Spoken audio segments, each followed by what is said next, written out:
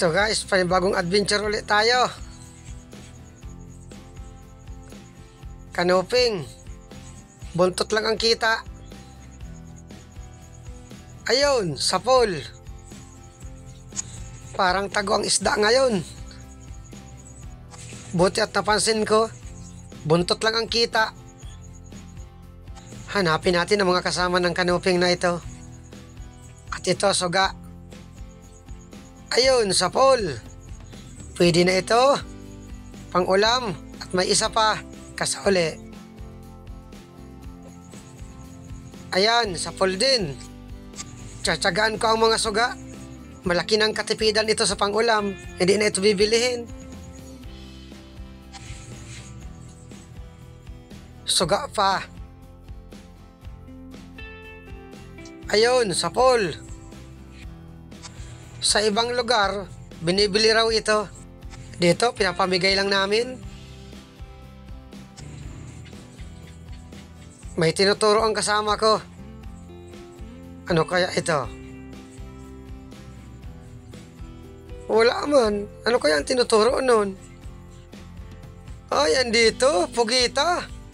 Hindi ko agad napansin. Kulay ba to? Nasa harapan ko na. Hindi ko pa nakikita.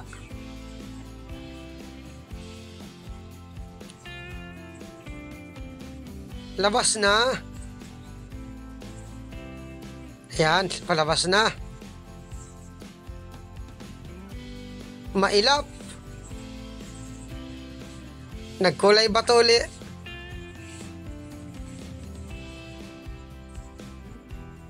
Damputin mo na. Pasuot na. Ando na. Yan. Sabay tusok agad sa pagitan ng dalawang mata. Yun lang. Inaagawan ka ng pana. Huwag mong bibitawan ang pana mo. Baka sa iyo ipana yan. Ando na. Nahawakan na yung pana. Huwag kang magkakamaling bitawan at ikaw ang papanain niyan.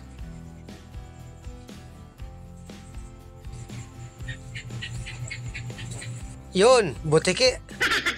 Ay hamal ng butiki ito. Maliit lang ito. Estimate ko mga 1 kilo. Pang durudugtong na rin.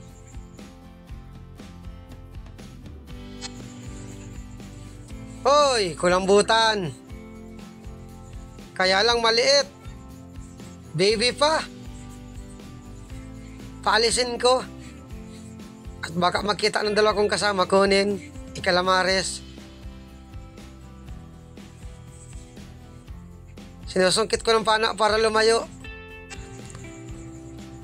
Ayaw lumayo. Ayaw umalis sa akin. Lakad na. Ay, langoy pala. Ay, hamal yan. Wala nga pala itong papalakadin ko. Ayaw.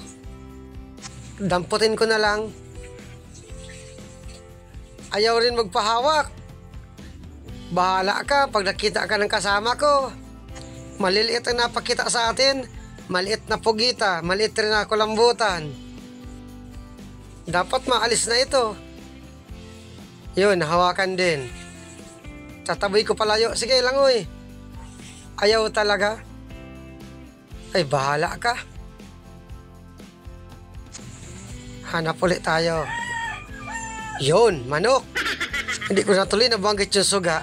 Suga nga pala. Yun pa, manok pa. Suga ang karamihan na napapana natin. Ito, solid. Ayun, sapol. Oops, manok pa.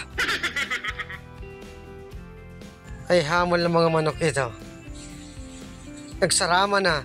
Kuliglig, manok. Kanuping. Bahala ka sa buhay mo. Nagpapasaway ka na naman.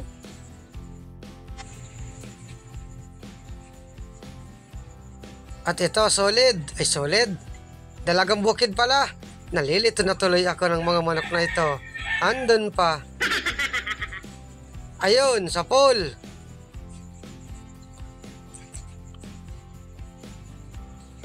Madalang ang isda ngayon. Sa bagay, normal na yan kapag malamig na ang tubig. Natabi ang maraming isda dito kapag panahon ng habagat. May napansin akong isda dito. Suga ito. Nasa ilalim ng corals. Pang-ulam ka? Ayun, sa pool.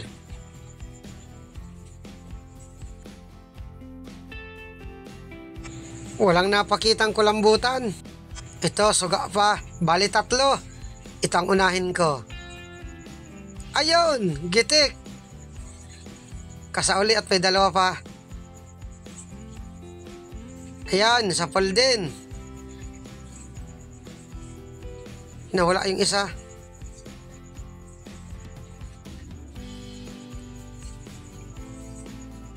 Andito. Kasauli. Ayun, sa pool. Bali 3.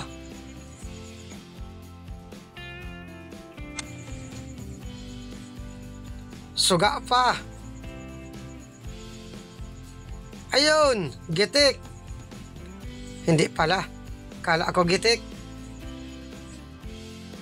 Dandahan lang tayo. At baka hindi lang napapansin ng kulambutan. Oops, banagan. Kaya lang baby pa. Maliliit ang nagpapakita sa atin ngayon.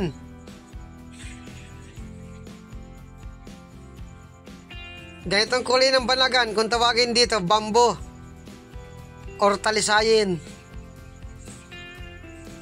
Sobrang liit pa.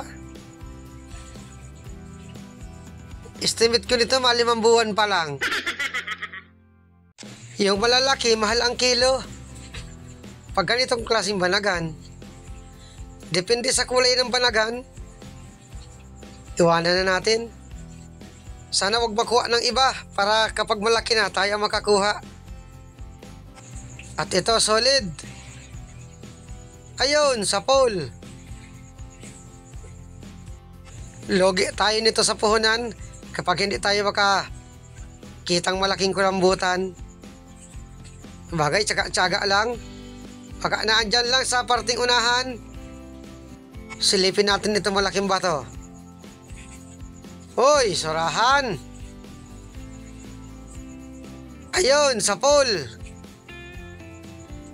May ihawin na ang inakay ko. Thank you, Lord.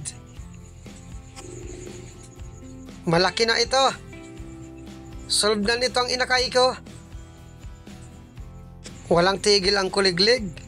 Sa bagay, normal na yan kapag gabi. Sana makakita pa tayong surahan para tag-isang inakay ko. Kulambutan, kahit isang malaki lang sana. At ito, kanuping. Nakatago ang ulo. Ayun, gitik. Iilang piraso pa lang ang napapana natin na magandang klaseng isda. Karamihan, suga. Ito, tapasan nardongis. Ayun, sa pool. Dagdag ihawin ang inakay ko. Ang kilalang tawag dito, tapasan or dongis. Masarap naman ito sa prito or paksiw.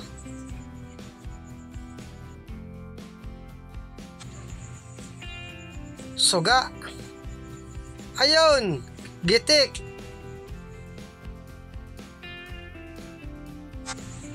Kahit wala ko pa ng kulambutan, basta yung kasama ko meron, okay na yon.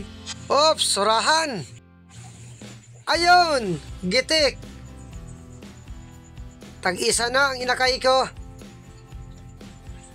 Thank you ulit, Lord. Sana meron pa para doon naman sa ina ng inakay ko. Hoy, pugita. Nasa pinakailalim. Kilitiin ko.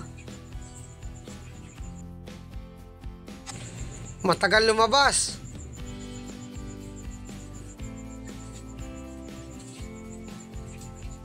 Wala siguro itong kiliti. Bumuga na ng tinta. Labas na. Huwag ka nang mahiya. Para makarating ka dun sa bayar namin. Maganda sa bayar namin at tinitimbang kung malnourished. Kung malnourished, may rasyon kang bulgur.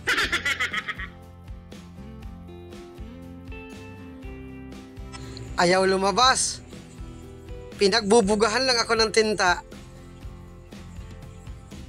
Sige na baya, huwag ka nang mahiya. Ngalay na lang ang kamay ko. Itong kasama ko naman ang makiliti.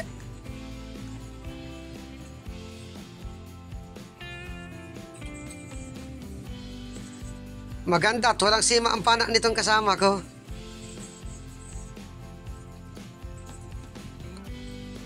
Ayaw talaga.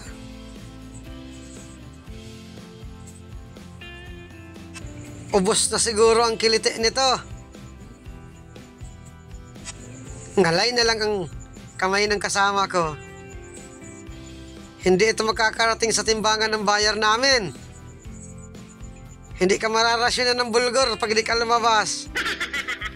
Ayaw. Iwan ko na itong kasama ko. Sana makuha nung kasama ko. Di bali hindi makuha, malit man yung pugita. Talagbago, nasa ilalim ng corals. Ayun, sa pole. At nag-akyat na rin ako sa bangka. Hindi tayo nakakulambutan. Bawi na lang sa pangalawang dive.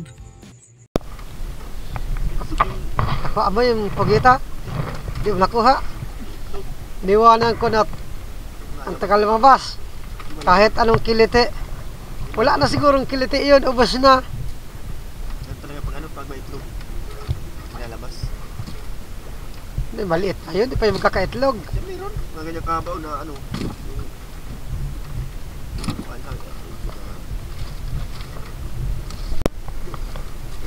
Agad yung dalawa. Sinagaan ko na ang suga. Pang-ulam.